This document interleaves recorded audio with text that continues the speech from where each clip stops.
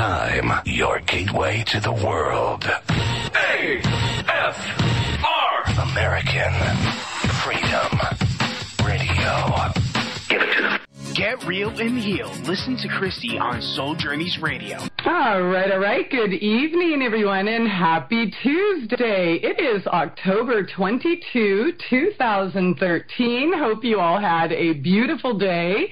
I thank you and welcome you for joining us here tonight. Soul Journeys Radio on AmericanFreedomRadio.com. And tonight, our special guest is Guy Stephen Needler. We are going to continue the conversation we left off last time, talking about the history of God, and then we got into karma and the backfill people and all sorts of interesting stuff.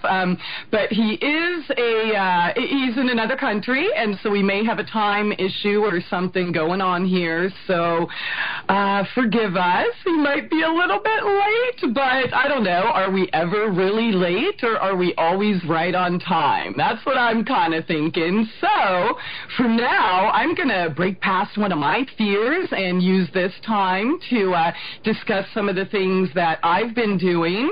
And first of all, I would love to give you all a great big freaking thank you.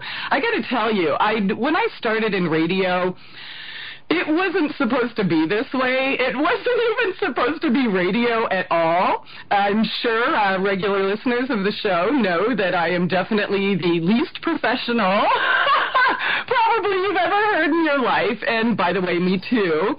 I'm not railing on myself, just saying it's never really been about that for me. It was kind of a life or death situation that caused me to start speaking out. Of course, that was more in the political days and fighting everyone and being paralyzed in a wheelchair and all of that fun stuff. So great big thank you to all of you who have been around for the past 7 years and actually seen all of that happen. And hey, we've had a little excitement here. Children being kidnapped at gunpoint live on the air, me being burned by laser weapons with cops at the door live on the air and video. And of course, there's been all of the wonderful things that, I can't leave out, and the beautiful connections that I've made. Of course, being on AFR was just like crazy. I was just doing a podcast on TalkShoe.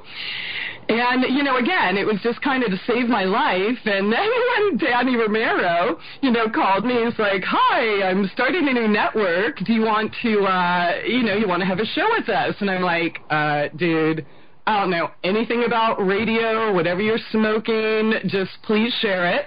And so I'm thinking, well, you know what, if he believes in me and all these other people, I might as well just try. So for me, it's just kind of been, I'm a girl. What girl can't talk on the phone, right? So I'm just like talking on the phone to all of these cool people, which propel me off into these amazing transformations. So yeah, maybe I'm the one here doing the talking, but you are the ones that made all of this happen. So I just want to thank you all for that. And this weekend it was really cool. I decided to go look at the website stats just to see who was downloading the shows or showing up for live shows, just to kind of get an idea of the audience.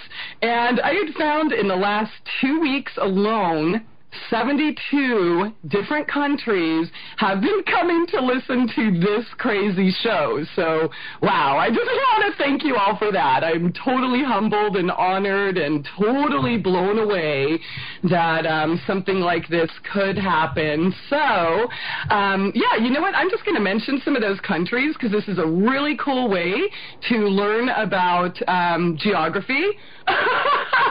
So, here we go. Uh-oh, I'm looking in the chat. It says there's too much gain on my mic. Let me see if I can do this right. There we go. I don't know, not used to all these buttons and professional stuff. Again, like I said, I'm just a chick talking on the phone to cool people.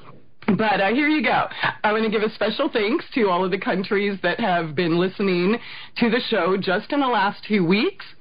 That's Norway, Guatemala, Saudi Arabia, United States, of course, Romania, Australia, New Zealand, Colombia, Ecuador, Peru, Mexico, India, Ireland, China, Korea, Serbia, UK, France, Scotland, Czech, Italy, Canada, Lebanon, Israel, Denmark, Iceland, Germany, Ukraine, Tunisia, Switzerland, Sweden, Singapore, Chile, Slovenia, Malaysia, Japan, South Africa, Nigeria, Netherlands, Greece, Philippines, Finland, Austria, Portugal, Turkey, Croatia, Thailand, Jamaica, Kuwait, Pakistan, Martinique, Afghanistan, Sri Lanka, Belarus, Estonia, Kenya, Taiwan, Isle of Man, and Slovakia.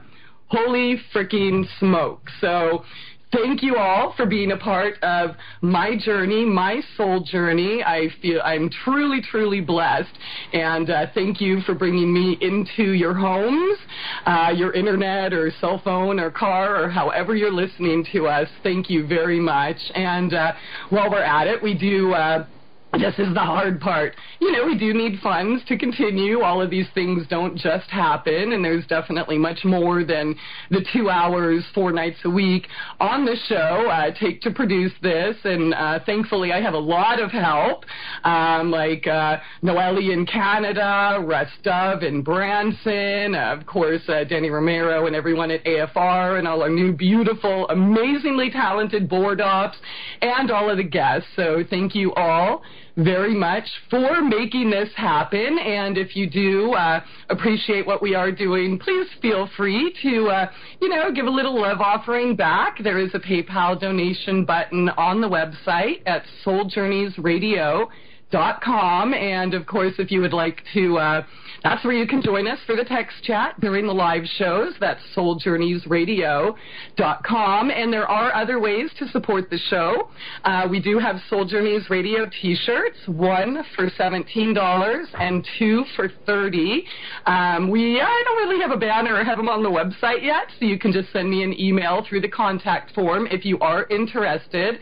And I am a holistic health coach. I make totally natural and organic skincare and healing products, teas, ceremonial smoke blends, grow my own tobacco, creams, healing oils that have helped with every type of skin issue, including gangrene, psoriasis, scabies, all of that fun stuff, cancer, and so check it out. That's over at mytrueessence.net. And let's see, let me look down here for a moment. Ooh, okay, hey. All right, well, we're going to have a party here, so I was just trying to kill time while we were getting Guy connected, and it looks like we are joined by our friend Alex Ansary right now from Outside the Box. You can listen to him here on AmericanFreedomRadio.com Saturday evenings. That's 8 to 10 p.m., and it looks like we're going to have Guy joining us here in a moment. I thought Alex could help waste some time. Actually, not waste it. Sorry, that was a horrible choice of words, because Alex always has wonderful insights and experiences to share. So, Alex, how the heck are you doing? Thank you so much. Thank you for having me. I hope you have a good show today when Guy gets here. It sounds like it's really interesting, the discussion about karma, what we put out coming back to us. And Christie, it's something that I find myself talking about more on my YouTube videos as well.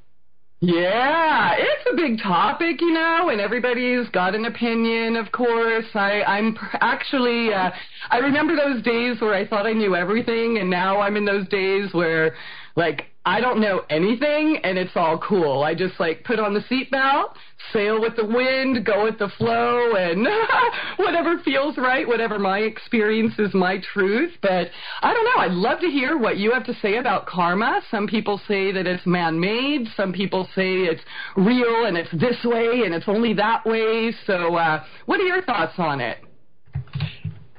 I think that there's a lot of people that talk about karma in this society that talk about it to an extent, but they don't, in my opinion, always talk about it holistically.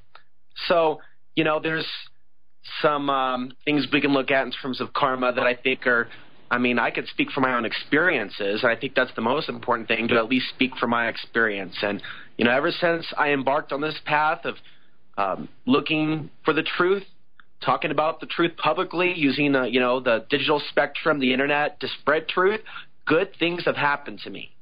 And, you know, the more, I guess, as I get older and become more experienced at certain things, some of the fear goes away. You know, like the fear of, well, what's going to happen to me if I do this, or if I speak out against this? And a very large segment of our population, in fact, sometimes our listeners, Christie, get caught up in that fear. What if they were to end up on the list? What if FEMA comes for them? Fill in blank nightmare here. Well, if someone's doing good deeds and they're trying to reverse maybe some things that they did in the past, there's less to be afraid of. And, there's this saying, I think it might be a biblical saying about, when you give the church, you get tenfold back. Well, I think when you put out there, whatever you put out there, you'll get it back tenfold. So if you do good, it'll come back in some way, but it may not come back the way that we think. But every time that I've done wrong or I've stolen, say when I was 14, for example, and I shoplifted a few times, very naive, very ignorant, seeing what I can get away with, I got busted right away. It wasn't something that I was supposed to continue doing. So when I've done things that weren't the best, I know I get my karma. It's very clear. And, I'm just cognitive of it. So I try to not do anything to harm anyone to do the best I can. Sometimes we do it unintentionally. We hurt people, or we do something that we shouldn't. But as long as we're doing the best that we can definitely avert bad situations. Yeah, and I'm glad you pointed out that it doesn't always come back exactly where we expect it.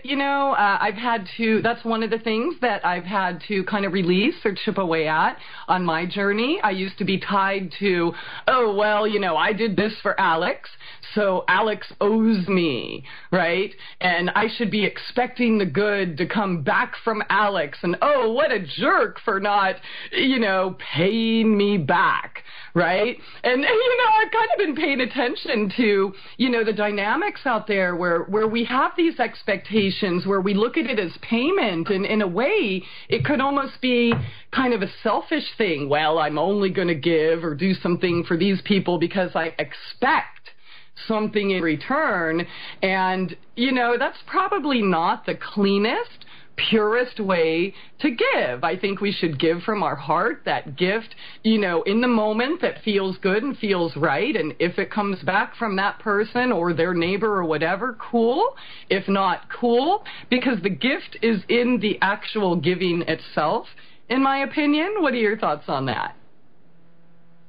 Yeah, I don't think that we should draw a line saying that if we help someone else, that automatically we should receive such and such in return. I don't think that's very mindful at all. I mean, the way that we get paid back, I guess, is up to the universe. Things just work themselves out. That's just my general philosophy. I don't try to force everything, and I see constantly whatever I put out there coming back, and especially as of lately. I think definitely this is the time of renewal on a lot of levels. I know what transit we're going through, but I find that stuff to be very interesting, but I can certainly feel it, and I can see that other people are feeling it. And having these discussions about karma and dealing with what people call our shadow self. Michael Desarian's fairly well known for some of the material he's put out, and I think I like his material because a lot of it is about self-empowerment, dealing with our shadow side, not just blaming the New World Order or them or whatever. We have to deal with our shadow self. We have to deal with where we're at. We have to have an internal revolution before we have an external revolution in the society. So I think that this is just an amazing, powerful spiritual time, Christie, for shows like yours to be on the air, and for shows like mine to be on the air, and to watch alternative media explode across the planet. Yeah. And so it's all very comforting to see people asking these things. Definitely, definitely. So, Alex, I really appreciate your perspective. And one of these days, now that you're kind of in a settled environment, We have to not just keep talking about having you on the show. We have to actually do it. So we're going to have to, during the break or whatever, we will pick a date to have you on, because I really would love for you to share more of your experiences, living off the grid and what you've learned, and, of course, your transformation, because you've been doing this for, 9 years.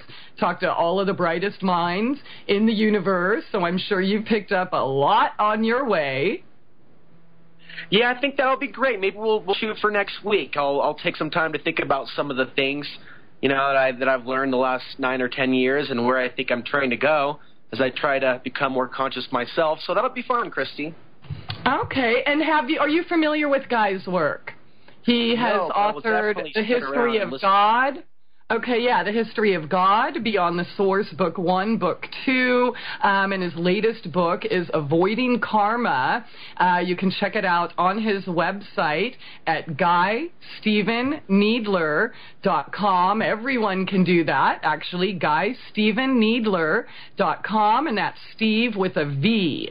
Okay, GuyStephenNeedler.com. You can click over on the right in the categories, or up on the top under books, Avoiding Karma, and it'll take you to a ton of his writings, everything that he's learned about. Guy is so awesome. I met him at the Transformation Conference a few months ago in Arkansas, and I was just totally blown away by all of the information he had to share with us. So super happy to have him on the show, and it looks like he got his tech issues taken care of. So, and we have a break coming up here, so I guess we'll do a little switcheroo here and bring Guy on. But Alex, I'm definitely looking forward to having you on the show and talk about everything that you have learned and would like to share on your path as well. So thanks for hanging out with me here in the first segment tonight. It's time to get real and heal. MyTrueEssence.net would like to tell you about Modifiland brown seaweed extract. It's composed of an elementally rich seaweed called laminaria. It takes 40 pounds of laminaria to make just 1 pound of Modifiland. There's nothing else like Modifiland. It is the richest in alginate, fucoidin, organic iodine, and lamarian. Alginates are the most effective organic element in nature that enable the body to rid itself of heavy metals, radioactive elements, and toxins. Fucoidin is an extremely effective anti-cancer substance found abundantly in brown seaweed. Organic iodine is the greatest protection for the thyroid offered by nature. Laminarin aids in the prevention and treatment of cardiovascular disease. Go to www.mytrueessence.net and click the Modifiland banner to get started on your path to rich health today. Also check out the Healing Shop for proven essential oils, medicinal teas, and even health coaching. It's time to get real and heal. Go to www.mytrueessence.net. Get real and heal. Listen to Christie on Soul Journeys Radio. No rules. No rules. No taboo topics. No taboo topics. No fear of doom. No fear of doom. We are American Freedom Radio. American Freedom Radio. Soul Journeys Radio on AmericanFreedomRadio.com. And if you would like to join us for the text chat, that's over at SoulJourneysRadio.com. Any questions or comments, please feel free to give us a call at 218-339-8525. That's 218-339-8525. Our special guest tonight, as I mentioned, Guy Needler. His website is GuyStephenNeedler.com. He is a Reiki Master, author, speaker. He's pretty much got his hands in everything, but we talked about that on the last show, so I will let you go there for that. But we got tons of excellent feedback having him here, so we had to have him come back and continue to talk about and share his message. Of course, his latest book is Avoiding Karma, which you can get some more information about that on his website. That's GuyStephenNeedler.com, as well as the author of The History of God, Beyond the Source, Book 1 and Book 2. And he has an awesome blog on his website as well. He also does personal healing sessions and readings that he can do either in person or, thanks to technology, anywhere in the world over Skype, and lots of events, lectures, workshops, interviews going on. In fact, this has been a really really, really busy time for you guys. So welcome to the show, and catch us up with everything you're doing right now and your upcoming events. Yeah, really. Well, actually, it's quite funny. I've had a really, really busy time. This year I've been to Hong Kong, Hawaii, India, the States, Slovenia, clearly the UK, Greece. I'm having a bit of a sort of a slight travelling rest at the moment, although I'm going to Japan in 2 weeks' time. Awesome. I'm trying.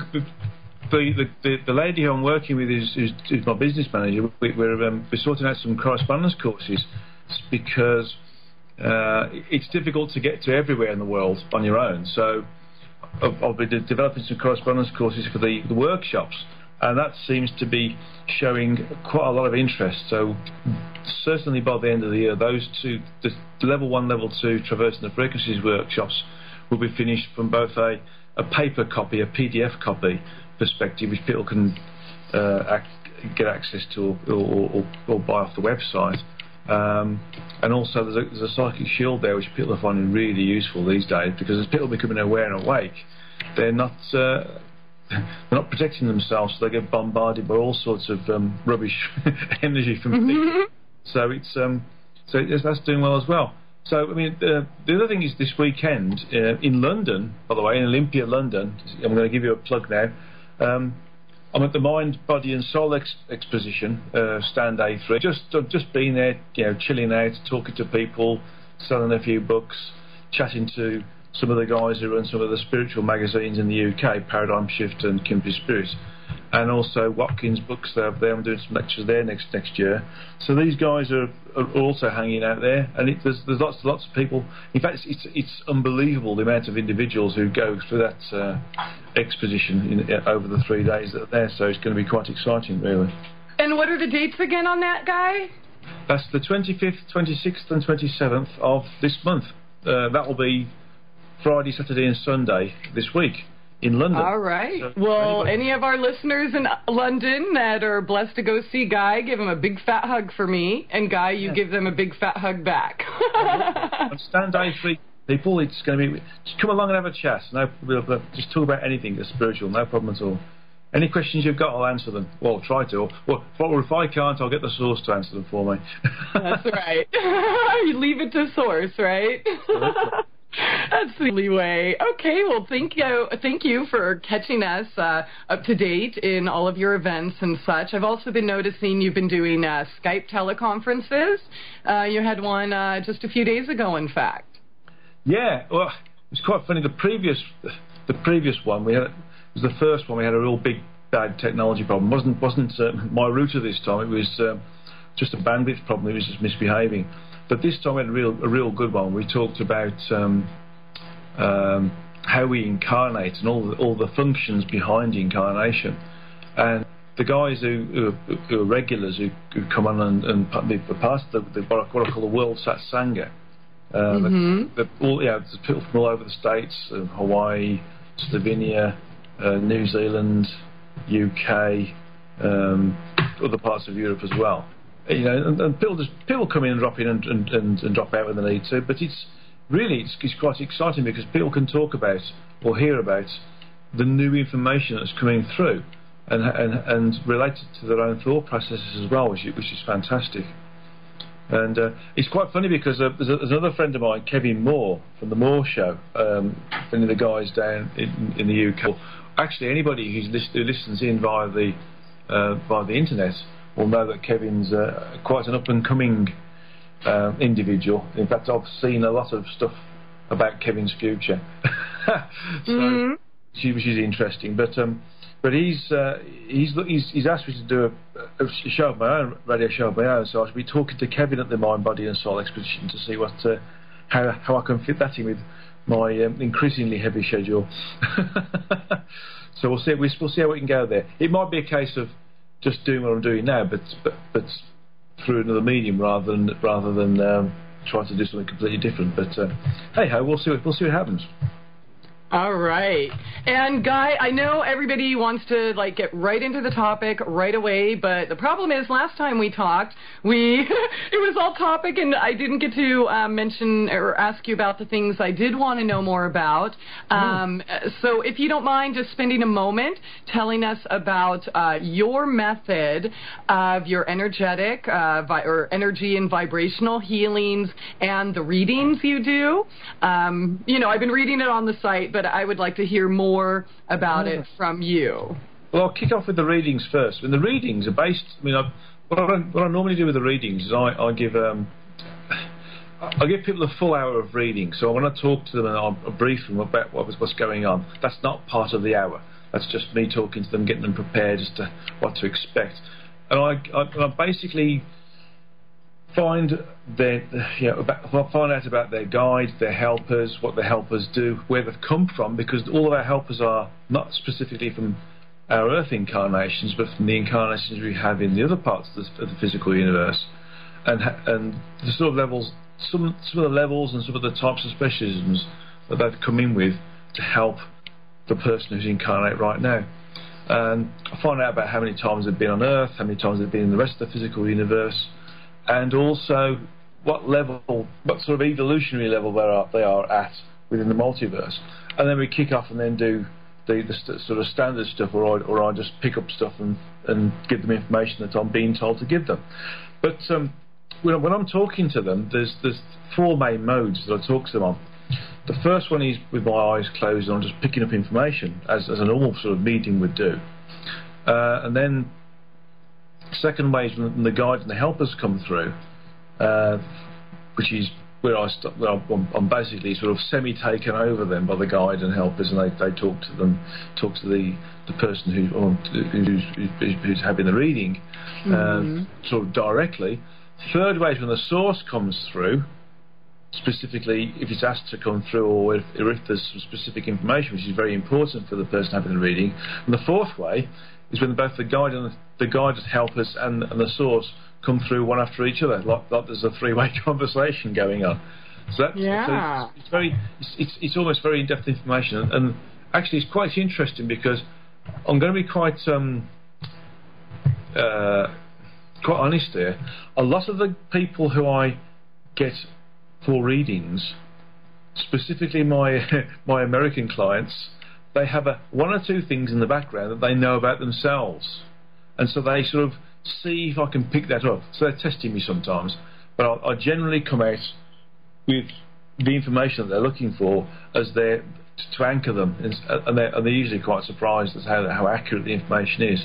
And it's quite gratifying when they find out information that only they know about, that I pick up and give them information about to quantify that level of connectivity, but also that I can get further and deeper information for them as well. In terms of the healings, I mean the healings are. So I studied Reiki back in 1999 as a part of my awakening process, and then later I studied Brennan healing science from a first generation student of Brennan, which was from between 2001 and 2005. And since then I sort of tend to use the Brennan healing science, but I've also introduced a lot of my own stuff as well that I've picked up along the way. because as I've become more aware and awake, I've started to understand how I can manipulate certain things, like changing people's dysfunctional energy, the standard repairing of chakras, auric fields, removing of energy links between people, past life links, spine cleansing, energy regeneration of different organs within the physical body. That's all the Barbara Brennan stuff. But I've managed to be able to work into and start to be able to turn off certain genetic dysfunctions as well. And I've had some remarkable, in fact it's been remarkable for me to hear the responses where I've turned off certain things within their own genome, as it were, and they've been cured. It's amazing. Absolutely amazing. Excellent. So, all right. How I've managed to I've been given it basically by the source. It's not me. It's not this bag of meat and flesh and bones has done it. It's the source that's given me the opportunity to be of service in this way, and I'm grateful for it, and I shall continue to do it. Definitely. And when you say they're healed, Guy, are you referring to emotional issues, physical issues, mental issues, or both? All three. Or yeah, all three, or all five. Yeah. Yes, I need a healing, right? Yeah, it's phenomenal. I mean, it's absolutely phenomenal. I mean, I've people who've been really quite ill, and they've said, well, there's one guy who was a barrister, and he had a blood-based disorder, which was really, really pulling him down. It was very, very serious. I managed to go into his genetics, well, beyond the genetics, that which teaches the RNA to talk to the DNA, to tell the DNA to tell the stem cells what to do, and all this sort of stuff. Mm-hmm. I did that, and he was completely cured. Unbelievable. Wonderful. Another guy had cancer in another part of Europe, and he ended up being reverted round the other way. He had clearly had some medical help as well. But there's other people as well who had just purely energetic help, and it's been fantastic, the response. Absolutely fantastic. Wonderful. Okay, and so you see the readings last for an hour, which does not include the preliminaries for contact. So is this hour, are you doing the reading like live, like I call you up right now for a session, or do you take time to meditate and then get back with me on whatever issue we are supposed to address? No, it's live, and I'll record it as well. I'll record it as well, and then I send the recording back as an email to the client. Excellent. And it's the same with the healing. With the healings, I talk to the client. I get some an understanding of what they're experiencing whilst they're doing that. I'm logging into and getting the energetic side of it and understanding what the dysfunctional side of it is from the energetics. And all of this is recorded. And then I'll pick up what I need to do, and I record that, and then we go away and do it. They go away and lie down, and I'll say, look, just pay attention to anything that comes along, how you feel, what your body does, and everything else. And I go away and meditate for about 50 minutes or so, because the healings take longer than the readings. And there's people who've had dramatic changes, literally, within the space of the healing. Sometimes the physical body takes a little bit longer to respond. It's slower here.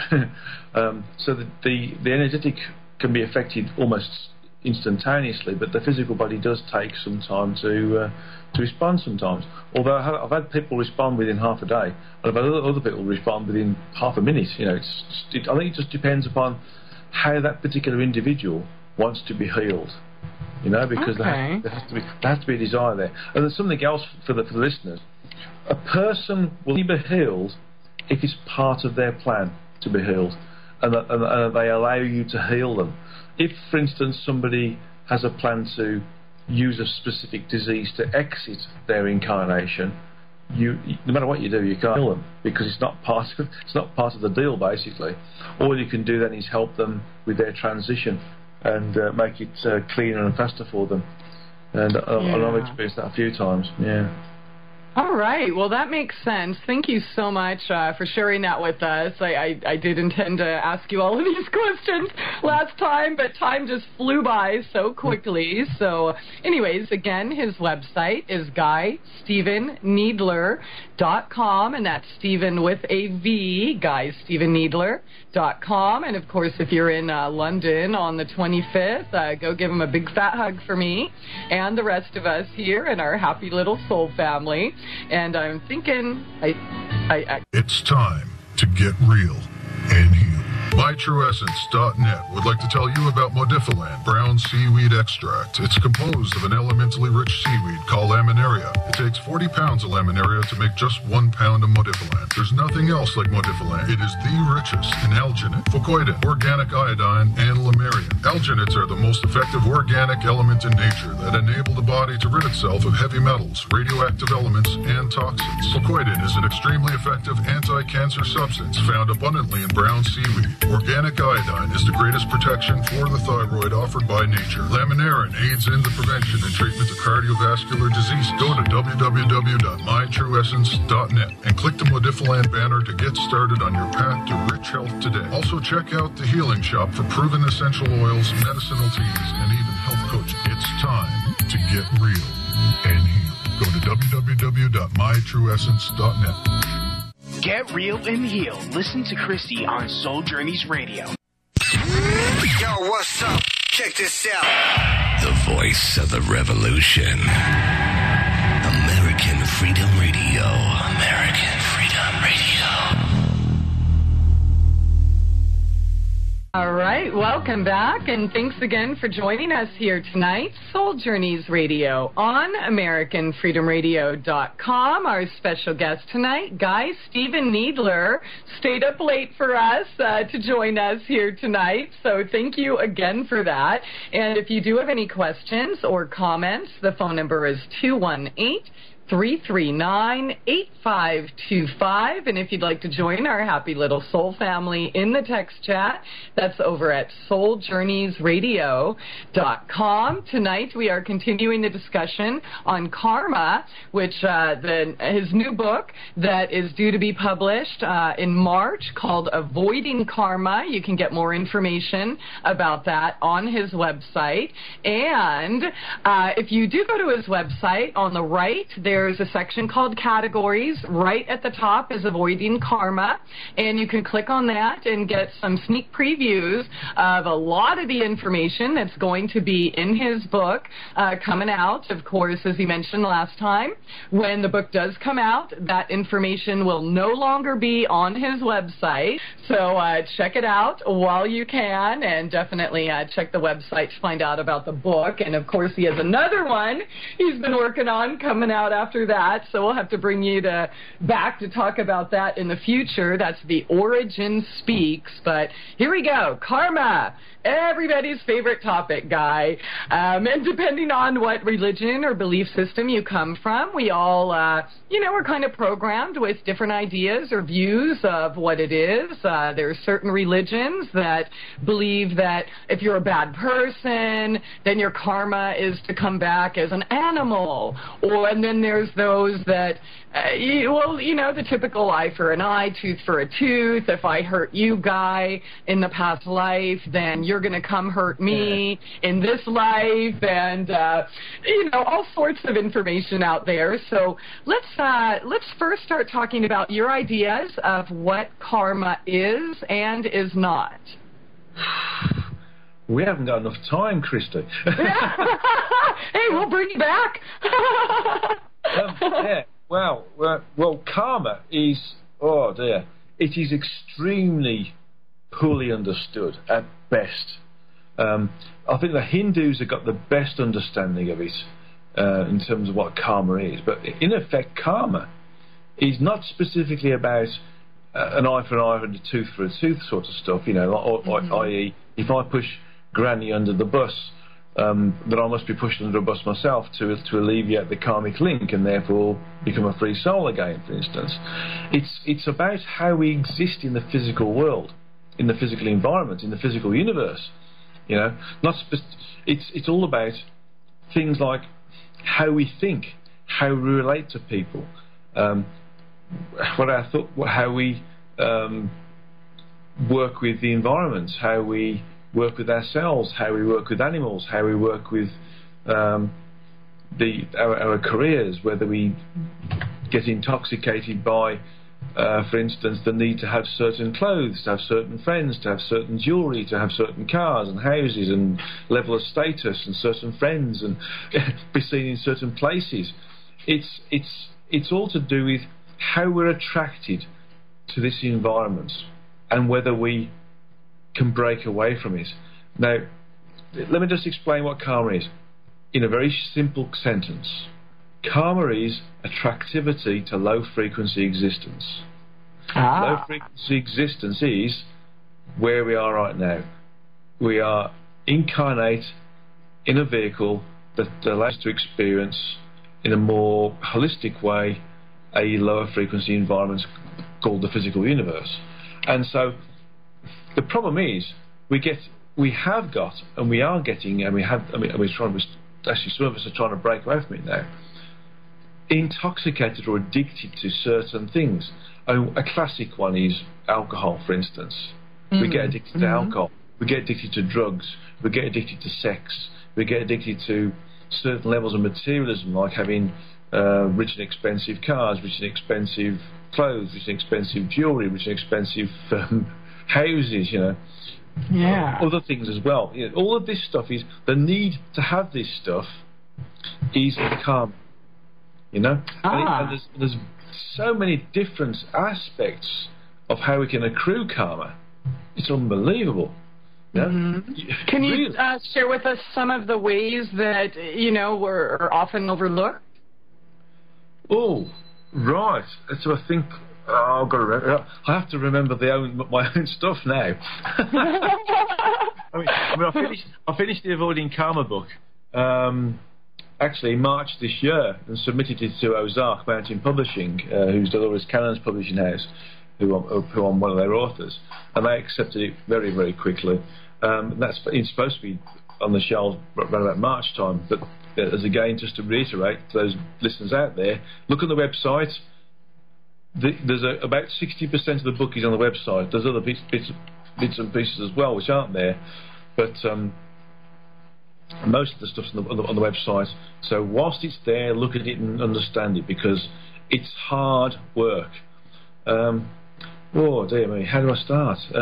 Let me just have a think about this for a moment, because I think the best thing to do is for me to probably just give you an example of one or two of these aspects of karma and what it is really, because in the book, the way it's been written, it's a small book. It'll be about 120 pages, 130 pages.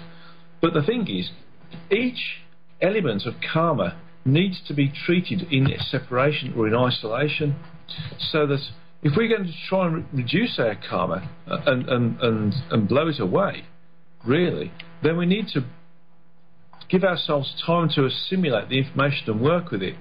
And that basically means that in the book you're given two options.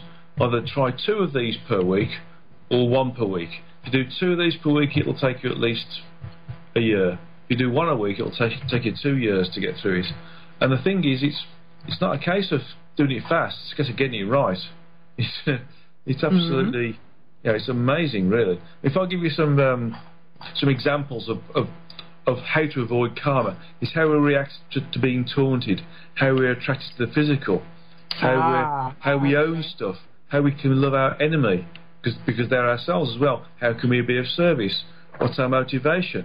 How we choose our friends, whether we gossip or not, whether we judge people, whether we collude with people, whether we seek favour, whether we have automatic addictions or minor addictions or addictions to things like sex or alcohol or drugs, whether we have fear, whether we use love as an antidote, for instance, how to remain calm, how to stay calm, how to use thought before responding, how to be happy and kind whilst we're here, how to address our responsibilities, never pushing our faith, for instance, or our religion on other people, how to choose our habits wisely, how to deliver our commitments, how to take care, how to be mindful, how to see the light, how to be patient, how to give things to people, how to be of service and expect nothing back, how to anticipate nothing, how to accept the now, how to rule out the possibility. There's a whole bunch of this stuff. It's just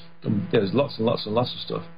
So it sounds like your understanding of karma is, something that we can choose to take with us over lifetimes, but it's not necessarily concrete, meaning we can make the decision right now, well, I'm done with that old programming, and, move on to maybe a more holistic perception of the situation. Yeah, we can do. The only thing is there is links there. I mean, karma, we do create a link, and there is links between individuals and between situations rather than individuals. And before we can really move on, we can choose to move on from karma and that element of free will gives us the opportunity to start to eradicate the amount of karmic content we've got. It's all about starting and breaking down that karmic wall that allows us to move into the next part of our existence, which is a karma-free existence. Now, when we incarnate in the physical, we're automatically exposed to karma without our even knowing it, because it's all about how we respond and how we work with the physical. The underlying function that we have to try to work with is to be able to work in the physical but not be of the physical. We have to treat it like we treat a train ride, for instance. You know, we go on a train, it takes us from A to B, we get off the train. We do nothing else but sit on the train. We don't try and own the train. We don't try and have sex with the train. We don't try to have alcohol with it. It's time to get real and heal. MyTrueEssence.net would like to tell you about Modifiland brown seaweed extract. It's composed of an elementally rich seaweed called laminaria. It takes 40 pounds of laminaria to make just 1 pound of Modifiland. There's nothing else like Modifiland. It is the richest in alginate, fucoidin, organic iodine, and lamarian. Alginates are the most effective organic element in nature that enable the body to rid itself of heavy metals, radioactive elements, and toxins. Fucoidin is an extremely effective anti-cancer substance found abundantly in brown seaweed. Organic iodine is the greatest protection for the thyroid offered by nature. Laminarin aids in the prevention and treatment of cardiovascular disease. Go to www.mytrueessence.net and click the Modifiland banner to get started on your path to rich health today. Also check out the Healing Shop for proven essential oils, medicinal teas, and even health coaching. It's time to get real and heal. Go to www.mytrueessence.net. Get real and heal. Listen to Christie on Soul Journeys Radio. No rules. No rules. No taboo topics. No taboo topics. No fear of doom. No fear of doom. We are American Freedom Radio. American Freedom Radio. All right. Welcome back. Top of the second hour here tonight. Soul Journeys Radio on AmericanFreedomRadio.com. Our special guest tonight, Guy Stephen Needler. We are talking about karma and his upcoming book, Avoiding Karma. Again, you can find the information and about 60% of the book on his website. That's GuyStephenNeedler.com. And if you have any questions or comments, please feel free to give us a call at 218-339-8525. That's 218-339-8525. And if you'd like to join us in the text chat, that's over at souljourneysradio.com. If you are asking questions in the text chat, if you could please do me a favor and put them in all caps so that they can kind of stand out, because believe it or not, the affluent multitasker I am, I do sometimes miss a few comments there. So anyways, we left off, you were giving us some kind of scenarios and describing to us our connection to karma. And you use the analogy of, you know, staying on the train, buying clothes on the train, not having sex with it, and it's making a lot of sense. And then you also mentioned it's basically anything in the physical that attracts us to stay here. So whatever that is that we're addicted to, fighting, pain, sorrow, love, big houses, whatever it might be. So, Guy, if you don't mind, I'd like to give you a scenario and maybe do a little example so we can kind of better understand it. But let's say I was on your train. I didn't mean it like that, but, you know, in the past, in our last life, and let's say we were lovers, and maybe family connections or something did not allow us to be together, you know, say like a Romeo and Juliet thing. And by doing so, we ended up causing a lot of pain to other people. Let's say we ended up running away and doing it despite whatever chains we might have felt in the physical realm. And here, I'll be the bad guy. So we run off together, and then I decide to run away from you and start cheating on you with your best friend and your dad, and then maybe you got mad at me and decided to get a ruthless lawyer to sue me in the divorce, and ended up keeping the home and the children and all of this stuff. And so here we are in this life, and we happen to cross paths, say, at the Transformation Conference in Arkansas. What could be some of the issues that would bring us together, or that we would have to work out? What could our relationship in this life be like? Difficult. Well, taking on board everything you've said there, one of the biggest things that would linked us together would have been betrayal, basically. And with betrayal, there would be an underlying level of lack of trust of the other person, and that's the thing that would sort of be a blockage between us. And the way to break that karmic link would be to create the trust again and allow us to work together in whatever capacity that was, without the fear of being betrayed in any way, shape or form. Okay. So, betrayal would be the underlying, or trust would be the underlying issue that maybe both of us would have to work out in this time. So let's say I was the one publishing your books. Yep. That could be a little bit, interesting. And obviously there are many paths that we could choose. We could choose to keep up the friction and not trusting each other, or maybe we could do something kind of heal that and smooth it out. So can we talk about those two different paths that one might choose in this physical realm at this time? Yeah, I mean, the two things are, well, basically, in terms of the incarnate existence, we wouldn't specifically be aware of the events that led to the link, the karmic link that was set up in the first place. All we would know is we inherently don't like somebody, don't trust somebody. So maybe you might not trust me because, and you might not be aware of it, but you might think, well, I don't really know if I want her to publish my books because, whatever, something doesn't feel right. Yeah, exactly, yeah. And that's the thing, you see. It's picking or understanding these little, so let's say, signposts that tell us that we've got a karmic link with somebody. And if you take an instant like to somebody, or an instant dislike to somebody, or you're ambivalent with somebody, it's all of these different things are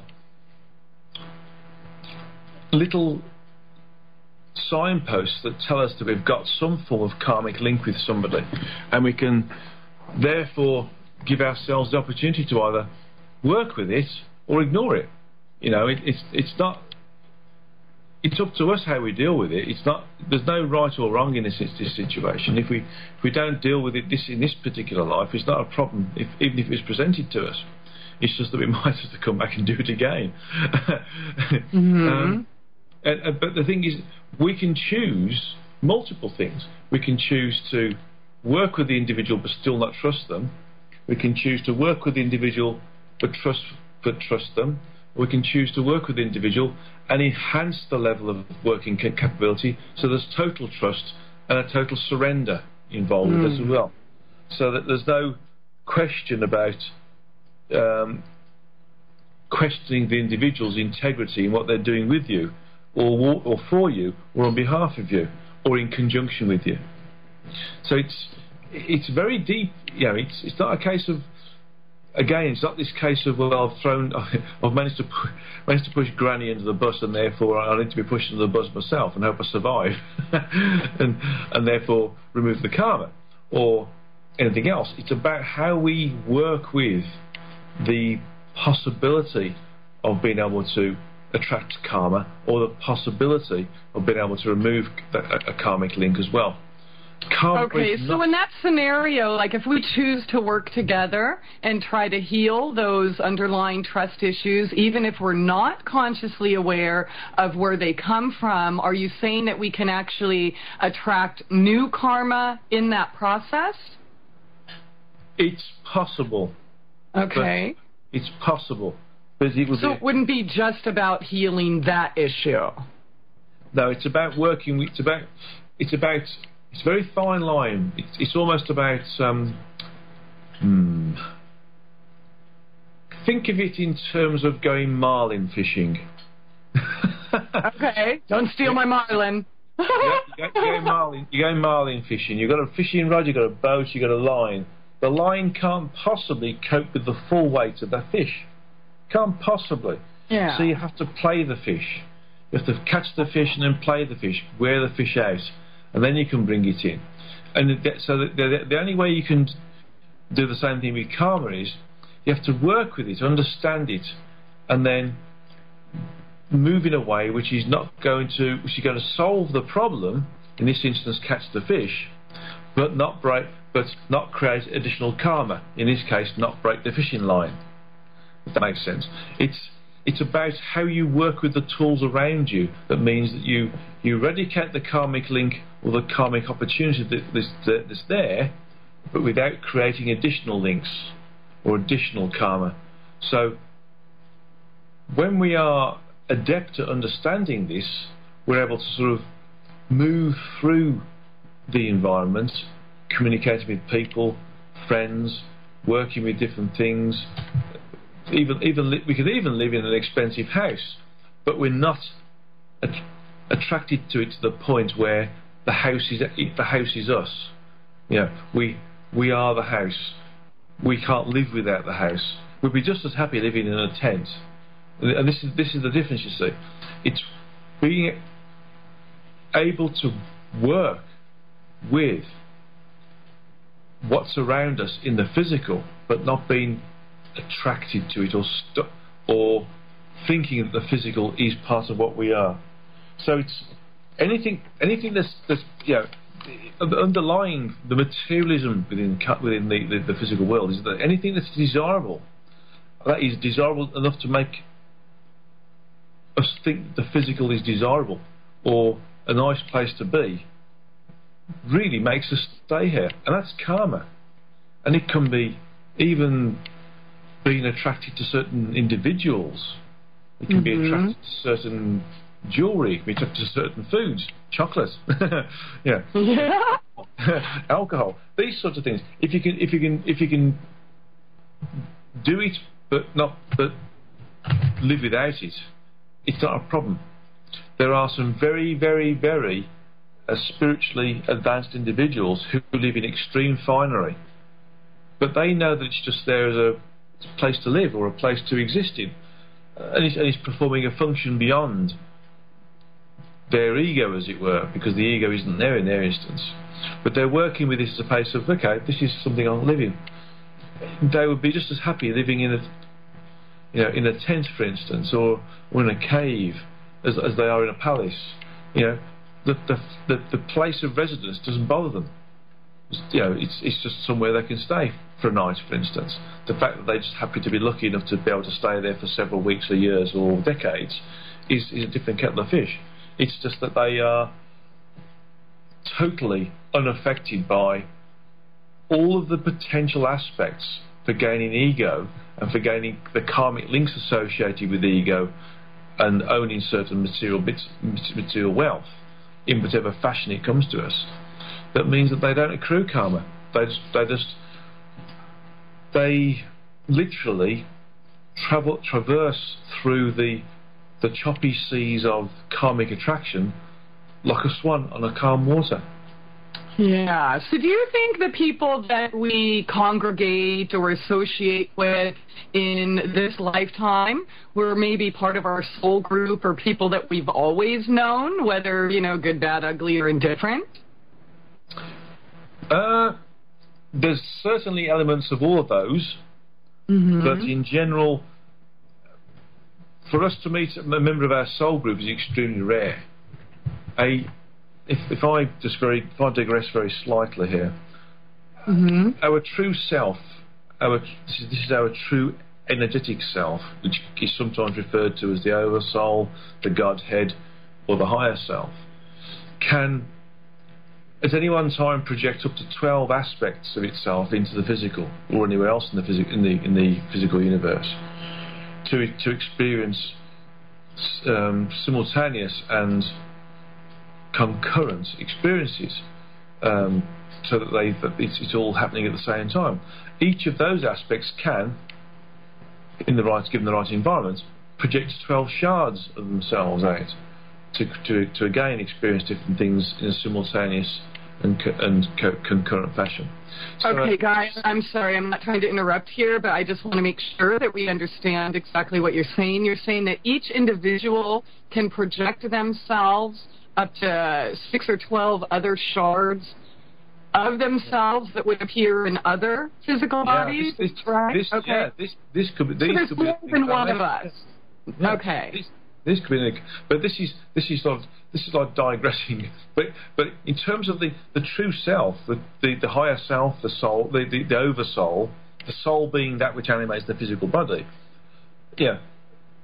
The amount of karmic link that could be attracted by our true selves could be potentially massive, because of all these aspects or shards that are incarnate or potentially could be incarnate out there, are also affected by the material physical world. Okay, so these can be going on simultaneously, concurrently, not necessarily what we would refer to as past lives. Say, 100. Okay, it could be going on now. This is a form of parallelism, but it doesn't include the opportunity for event space, which is something completely different. Okay. Because that's all. That is true parallelism based upon the opportunity for a dualistic condition, or the potential for a dualistic condition, or the potential for a dualistic condition.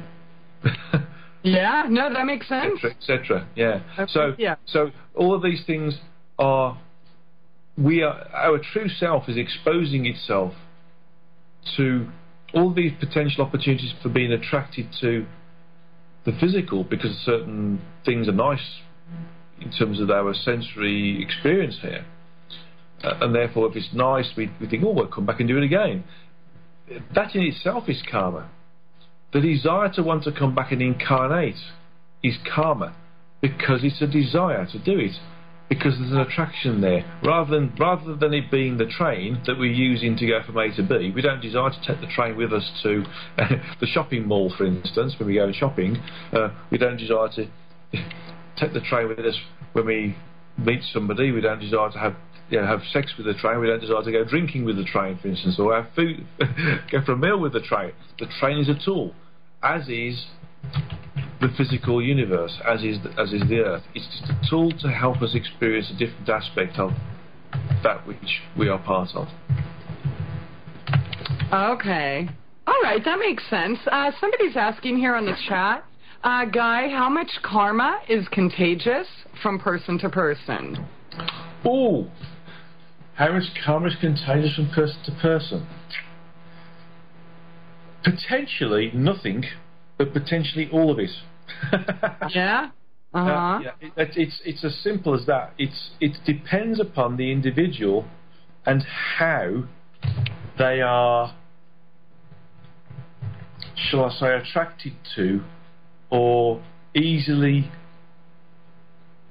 persuaded to work in a different way that they wouldn't have done normally. Okay. And let me use this for example. I have some really, really good friends.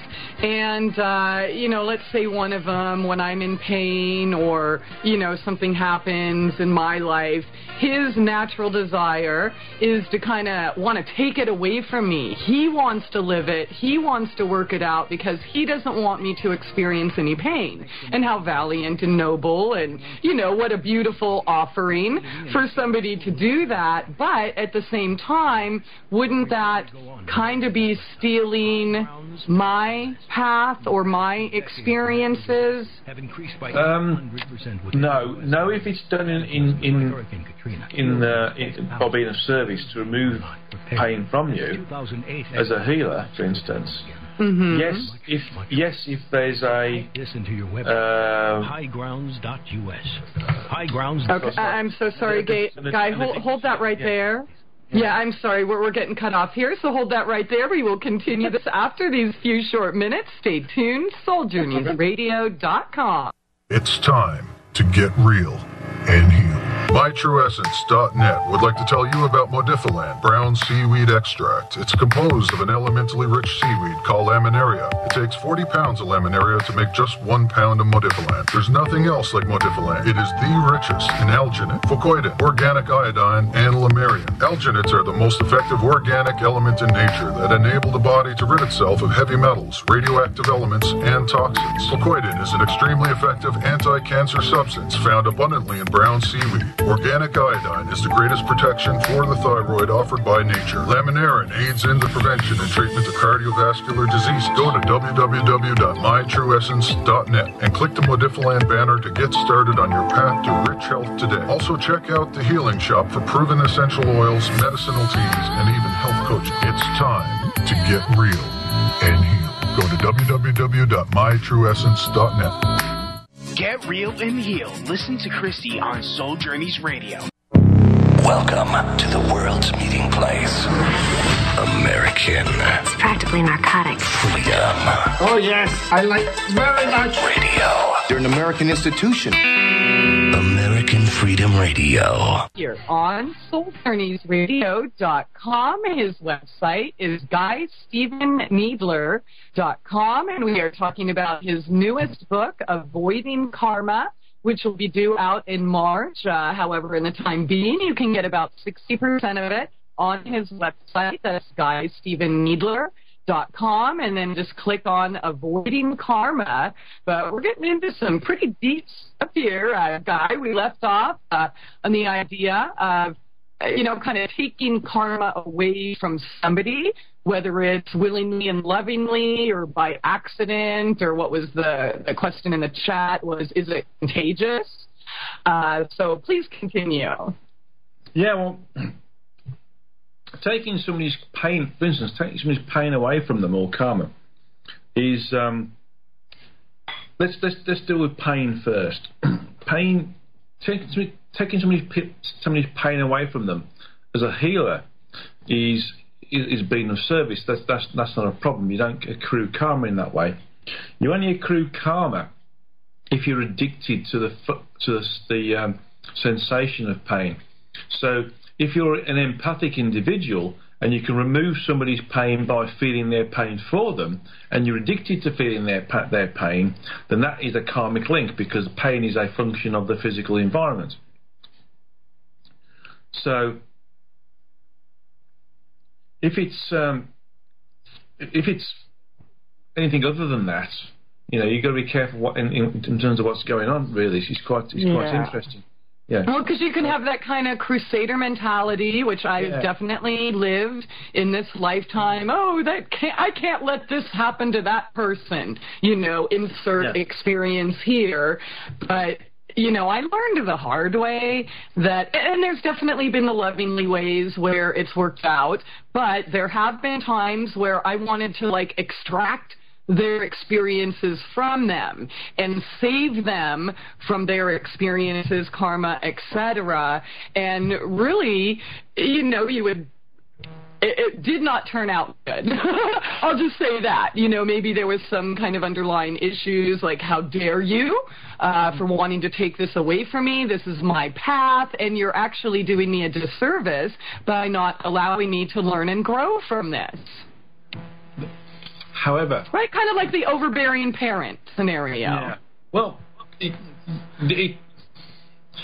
actually, in terms of removing somebody's karma, it is perfectly acceptable if there's a student-teacher relationship there, where the student comes to the teacher to learn how to be enlightened or how to become self-realized. Yeah, and they both choose that, right? Yeah. So the student's chosen that path, and so the teacher will, to enable them to give them a bit of a leg up, as it were, a bit of a helping hand, will take half of their karma from them. They will have their karma from them and work with their karma themselves, so that the student isn't bogged down by their own karma and finds it impossible to move onwards. Okay. And this is quite a fundamental part of the sort of the Hindu, Chela guru relationship, where a Chela will come along and desire to be taught by a guru, and provided the Chela is dedicated, devoted to the guru, and is prepared to do all of the different things that needs to be done to cleanse his body, cleanse his mind or her mind, and become a vessel of purity, i.e. become this one on the choppy waters of material attractivity and not be attracted to stuff, then the guru will help them along the way by basically removing half the karma to make it easier for them. Okay. That's okay to do that, because there's a relationship there between the teacher, the guru, and the student, the Chela. Okay, so when both souls choose that, perfectly acceptable, fine, lovely, but if it's kind of one-sided, then it can kind of end up a little ugly, huh? Yeah. You'll end up with their karma and even more for trying to take it away from them when they don't want you to. Yeah, well, what I've just done the studies, as you've been speaking, I've been picking up information, and what I've been told is that unless that relationship between the student and the teacher is entered into, there is no way somebody else, or there's some other function of divine relationship with somebody. Yeah. There is no way somebody else can take your karma away from you. It's yours to work with. You've accrued it, as it were. It's only in a specific couple of situations that karma can be removed. Okay. Now, here's another question we got before the show. They asked, what about the myth? The harder I try, the more I focus, the better things will be for me. Does this speed up, delay, or stagnate you in any way in burning through your karma?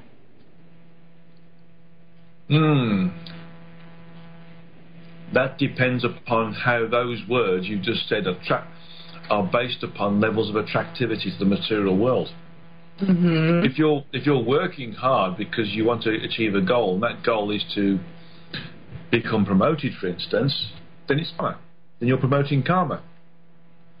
If you're working hard to become a renunciant, where you're renouncing the physical world, and therefore you are happy to give your wealth away and your belongings away and not expect prize, thanks, or any other form of gratification as a result of that, then you're removing karma. It just depends on the circumstance in which that striving is being applied to. Okay. Well, let's some of the questions. I guess the next one was, but shouldn't you embrace your karma? Your karma needs you.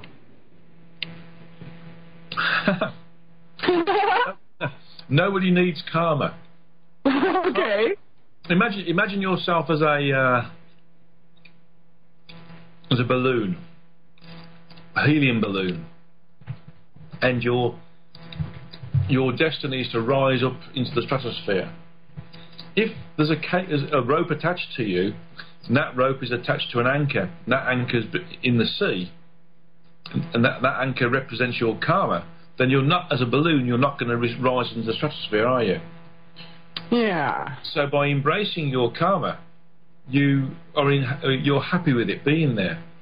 If you are working at removing your karma, then you'll try and reduce the size of that anchor, or remove the link between you and that anchor, so the balloon can rise up into the stratosphere.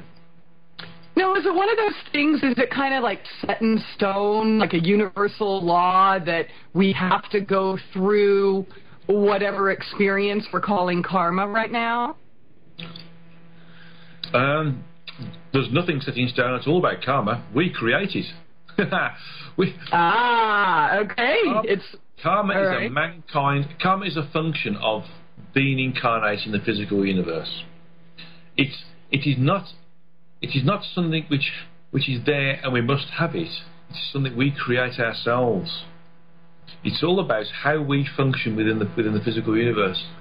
If we were able to function in the physical universe and not worry about whether we lived in a tent or lived in a palace, or we were quite able to give away certain things that would have maybe at some point in our existence have been unable to give away, things, for instance, things that we cherish or loved or desired, but no longer have that level of cherishing for because we've gone beyond the need for physical stuff, then you've lost that level of karma for that particular, let's say, modality of it, as it were. Okay. For instance, if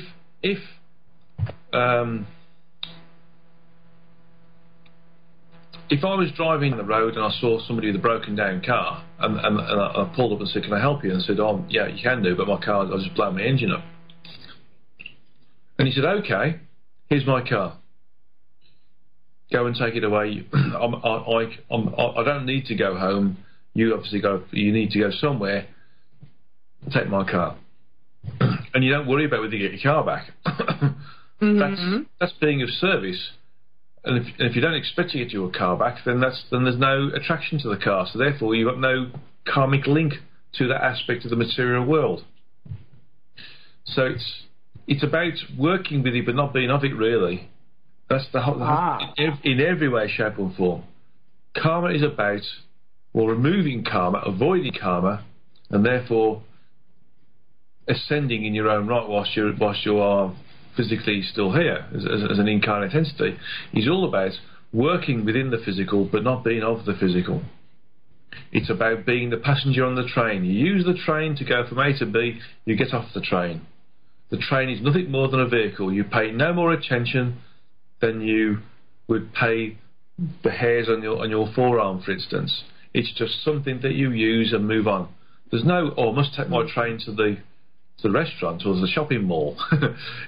It's just there, and that's the same with incarnate. That's the same with being here, with incarnate existence. Okay, so if it's something that's just there, can we actually avoid it? I mean, if we, decided to jump in front of a moving train, can we actually avoid the dismemberment that comes with choosing to jump in front of the train?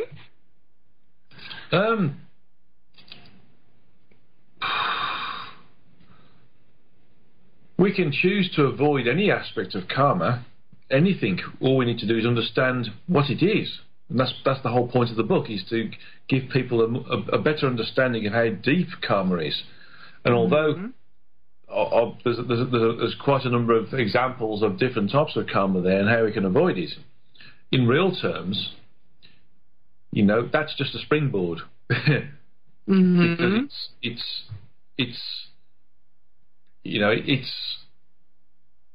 every piece of karma, although there's a general aspect to it, is specific in its interpretation to the individual who's incarnate. Somebody just said maybe our intention is an entity in its own. Well, our intention is part of us, and our intention creates an action. So yes, once we've created an action, we are creating something which has got form. Good question. Okay. All right. So let's. What are some of the other questions? What are some of the things that we can do to kind of speed up or burn through or even avoid our karma?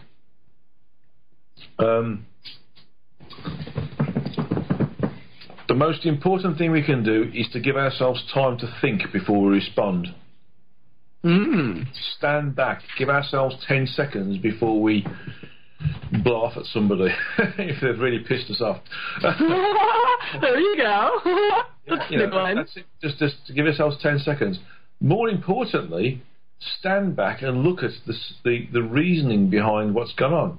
What is the underlying reason why somebody's done something? What is the underlying opportunity for learning that we're experiencing by experiencing what we're experiencing? We need to adopt something called the observer self, which is something that Susan and Donovan Thesenga wrote about in their books, The Undefended Self and Surrender to God Within, and the one or two others. But they talk about standing back and looking at yourself as if you're just a pure observer. Totally unbiased, neutral, never seen you before, observer. And that is the most important thing one can adopt in terms of avoiding karma. Look at how we react. Look at how we might react. Look at how we could react if we're exposed to this level of experience next time. And it's all about that makes sense. Yeah.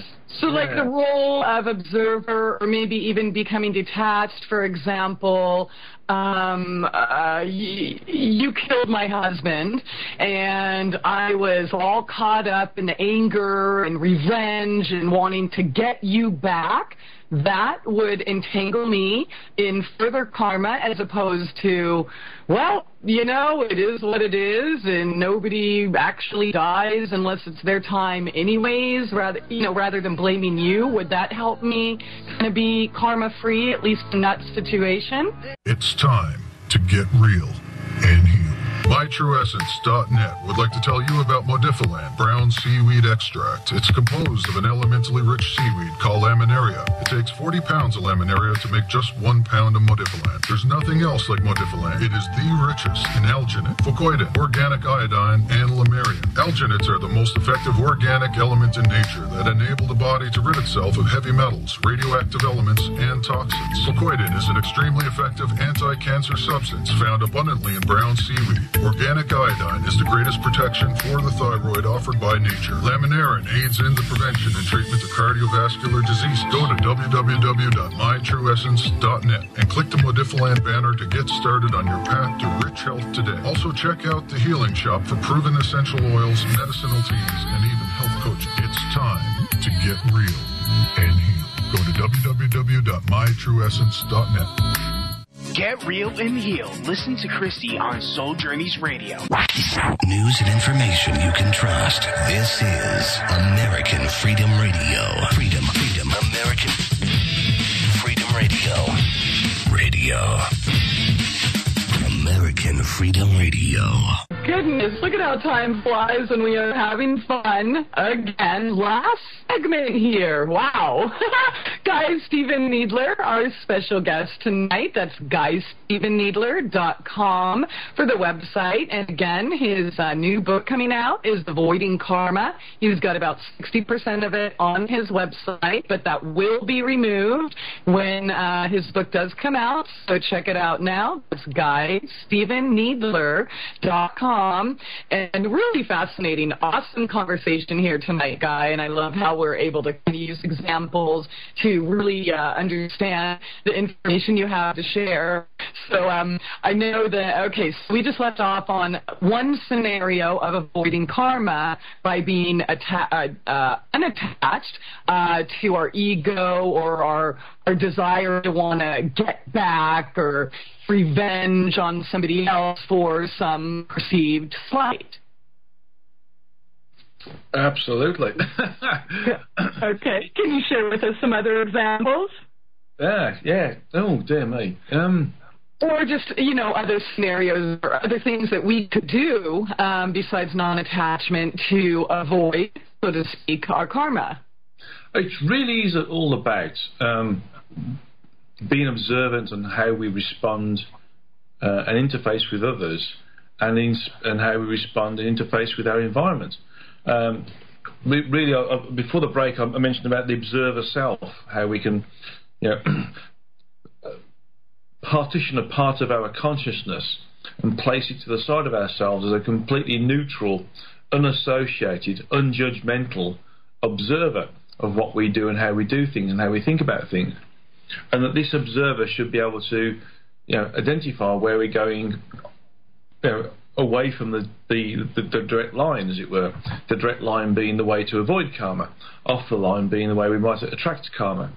And so, if we can understand the various aspects of karma, and the book will do this, and we can really sort of look at it and go, okay, how did I respond with that? Well, that was poor because I did this, but that was good. Okay, let's how can I integrate that with this next time and do a better response next time? So it's not about being annoyed with how we respond or being annoyed with how somebody else responds to us.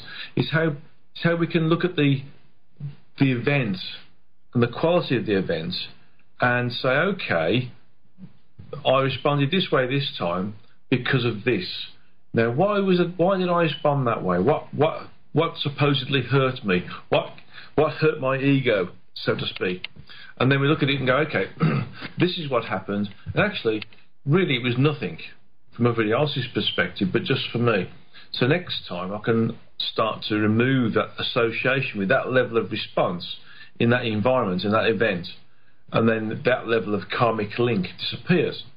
But that's quite a complicated scenario with us, which is actually quite general as well, to be honest. But in terms of other stuff like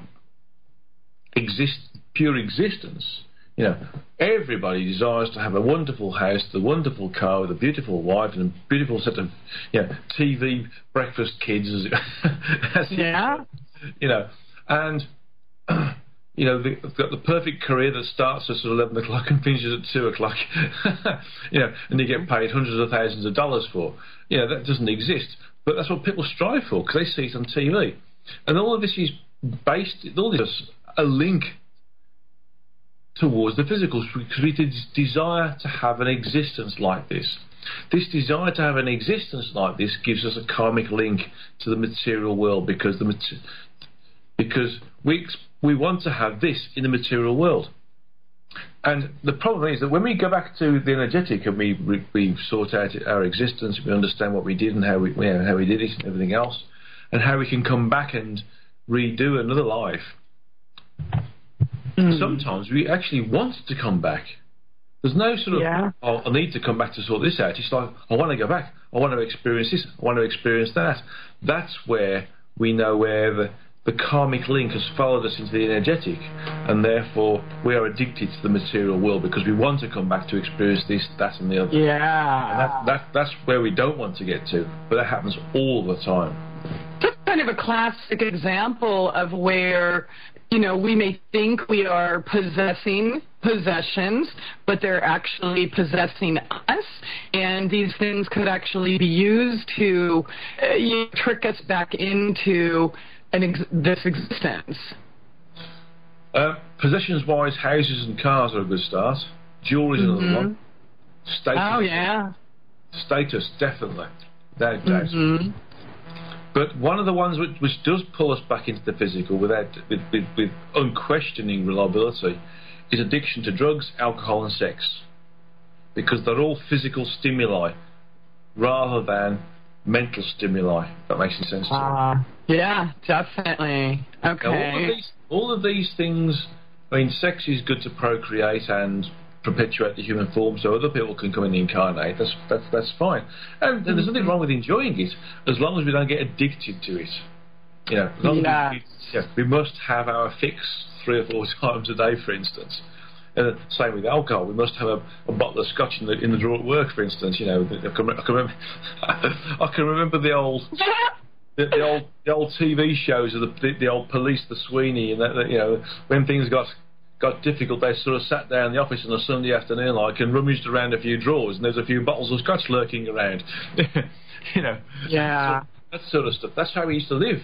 And to some extent, that still exists, but it's more covert these days because it's not so acceptable to be having your alcohol fix on site. People have chocolate fixes on site. They have sweets fixes. You know, they have. Yeah. So maybe learning to moderate these things is another way that we can kind of avoid karma. Yeah, learning to moderate it is one of the first steps towards removing karma, because once we start down the road of moderation, we start to remove the attachment. And so when we start to remove the attachment, we've then got to the point where actually we can remove the attachment for the desire or the need for this at certain points of our existence, then actually we can start to remove the attachment full stop. And this is, you know, a fundamental start point for people who want to avoid karma. Use the observer self, but then try to disassociate yourself with the need or the desire or the want of having or being with or doing certain things. Okay, so moderating your desire, whether it's for alcohol, drugs, sex, chocolate, ice cream, pizza, or even attachment to family, friends, relationships, etc. Or these, I guess, could be some of the ways that we kind of get tricked into creating more karma for ourselves.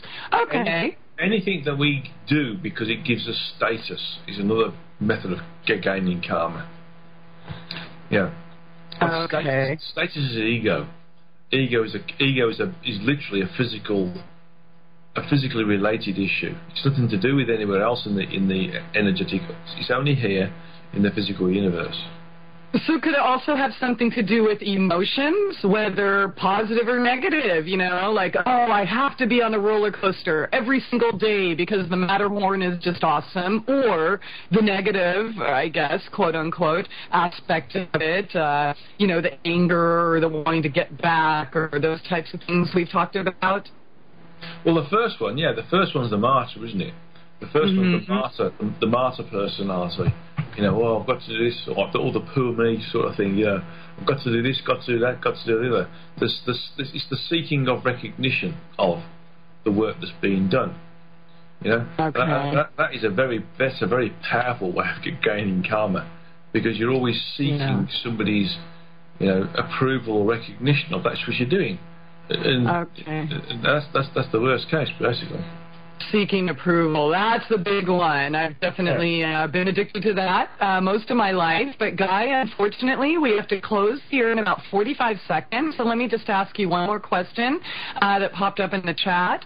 If I congratulate myself for staying calm, am I attracting more situations to stay calm or training myself to behave? First things first, if you recognize that you stayed calm, and you feel that you've stayed calm, and you feel that you haven't been attracted to a certain response that you may have been attracted to previously, or haven't been hurt in a way that you may have been previously, then that's recognition of progress. That's part of it. That's. But if you're like, hey, everybody, pat me on the back, I'm so cool, I stayed calm, then that would be the opposite, right? Correct, yeah. Okay. So huge difference between recognition and sometimes the donkey's gotta have the carrot, clearly. Yeah. Yeah, that's true. Oh my gosh, I hear the music. I am so sorry we are out of time. Guy, you were absolutely fantastic. Again, thank you so much. Thank you. It's time to get real and heal. MyTrueEssence.net would like to tell you about Modifiland brown seaweed extract. It's composed of an elementally rich seaweed called laminaria. It takes 40 pounds of laminaria to make just 1 pound of Modifiland. There's nothing else like Modifiland. It is the richest in alginate, fucoidin, organic iodine, and lamarian. Alginates are the most effective organic element in nature that enable the body to rid itself of heavy metals, radioactive elements, and toxins. Fucoidin is an extremely effective anti-cancer substance found abundantly in brown seaweed. Organic iodine is the greatest protection for the thyroid offered by nature. Laminarin aids in the prevention and treatment of cardiovascular disease. Go to www.mytrueessence.net and click the Modifiland banner to get started on your path to rich health today. Also check out the Healing Shop for proven essential oils, medicinal teas, and even health coaching. It's time to get real and heal. Go to www.mytrueessence.net. Get real and heal. Listen to Christie on Soul Journeys Radio. You're listening to the future of talk. American Freedom Radio. This is American Freedom Radio.